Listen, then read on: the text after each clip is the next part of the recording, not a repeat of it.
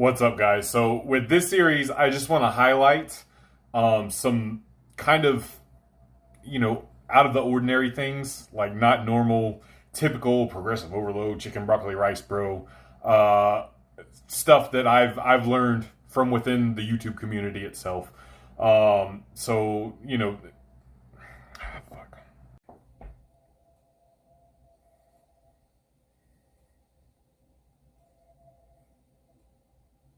Okay, some of y'all can leave now. That's all y'all come here for.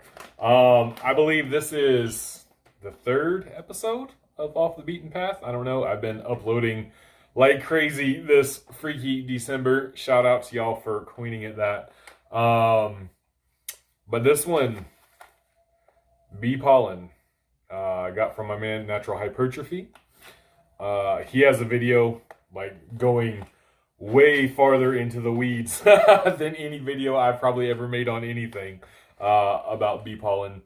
I know he mentioned his allergies, seasonal allergies, and he starts with like 1 granule. Shout out to my mom and dad for not giving me any allergies.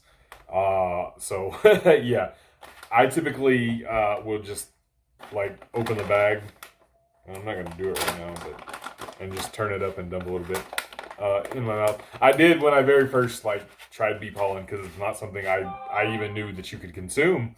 I did start with like a couple little granules, just to be on the safe side, because it was new to me. But anyway, it's a complete protein source. It has all amino acids. I wouldn't be looking to it as like a primary way of getting protein in, just by the nature of it. 1 teaspoon is a serving according to this label, and it's 15 calories.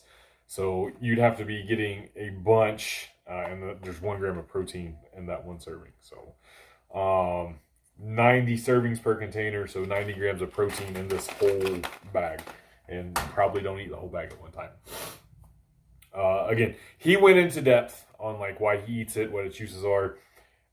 It does have a pretty good micronutrient profile as well. There's B vitamins, vitamin C, D as well. I think there's vitamin A in there. Don't quote me on that one. Antioxidants as well. If you really want to like get into the weeds, again, I would go look at his video, but there's some speculation that it helps with nutrient absorption, and things of that nature. What I'm going to tell you is what I use it for. Primarily, I use it pre-workout on my plyometric days when I'm going to be focusing on jumps. I am somebody who likes to train fed. I don't like to train fasted. I will. It's not going to make or break anything if I miss a meal and I have to train, but I prefer to train fed. However, on my plyometric days, I don't want a lot of heavy in my belly. So I won't drink an energy drink on those days. I'll just take a caffeine pill. But what I'll do in the morning, that's when I train, is I'll wake up, drink some water, all that stuff, bathroom, brush my teeth.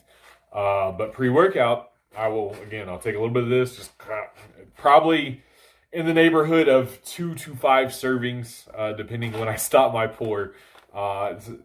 Somewhere in there. I'm not going to overanalyze it. And then I'll have a cup of coffee with some honey in it and a caffeine pill. And that's my pre-workout on my plyometric days. So I feel lighter because I don't have a lot in my stomach. And it's what I do on the days that jumping is the main focus. And that's my main method of consumption. I will say, as an additive to oats, any kind of overnight oats or hot oats, it goes well in fruit and yogurt bowls. Using it as a topping gives it a little bit of texture, and the nutritional benefits that come along with it as well.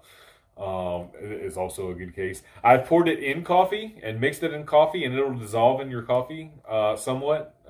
There often times ends up being like a film left at the end that's pretty thick. And I really don't like the flavor it gives with coffee. I've tried it also like with coffee and honey all together. Not really all that, in my opinion. I'd rather just raw dog it, take it to the dome straight out of the bag, which is what I typically do. But in yogurt bowls, it shines. Like I said, it gives that sweetness to it, and some texture. You know, the little granules in it have some texture to them. As far as taste, if you just raw dog the pollen without putting it in anything, without mixing it with anything, I know some people will take like a spoon of honey and pour some of this on that spoon of honey. But if you just raw dog it, it tastes like honey that's already been in somebody else's mouth. Maybe some of you are into that. I don't kink shame. But that's what the taste, the flavor profile reminds me of in and of itself. As far as like recommending it or not recommending it, it's another food product. Like, it's not going to make or break anything. I don't think it's super duper special. Like, it has a lot of good properties about it. It's something, you know, healthy that you should consume. You know, if you're health minded, amongst a litany of other foods you should probably consume. But again, if you don't, like, it's not going to make or break anything. It's not going to give you superpowers or anything like that. It's just, all in all, it's got high nutritional value, and packs a pretty good punch in a small package. That's what she said. Ha ha ha. Peace!